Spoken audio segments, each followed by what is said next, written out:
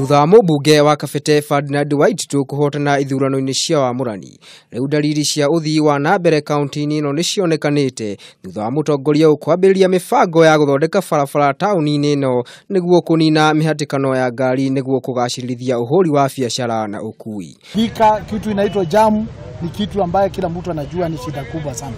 Sisi ambaye saa hii tulipewa kura zote na watu ya Thika, tunataka ku make sure kwa kurudisha mkono immediately sisi tutatumia pesa zetu ku make sure tumetengeneza barabara hapa, tufungue jamu ikwishe. Mambo ingine kama kuko na long term plan ya kujenga bridge ingine, lakini sisi tutakata hapa barabara ambaye haitaki bridge yoyote. Sisi ndio magari kwanza, mambo ya jamu ishi. Farino ni nyititwo mbaru ni Mubunge wa Thika Alice Ng'an'ga akiuga ni kugacirithia ukui wa matatu na wonjorithia tauni-ini ino. Kuanzia siku ya kesho tunatoka hapa tuende tupange, tushikane our county government na mimi kama mheshimiwa tutatue hii shida ambao tumepata kwa miaka mingi.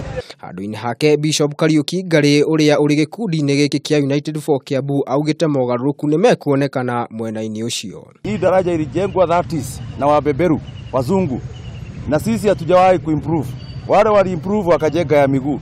Sasa hivi tumesimama hapa, wale ambao wamepewa serikali ya Kiambu, tunasema sisi kasi yetu ni kutatua. Waititu ahotire Governor William Kabogo hindi ya githurano kia wamurani agitongoragia gikundi kia United for Kiambu kiria kianiriire guthundura tabarira mwanya mwanya cia uthii wa nambere.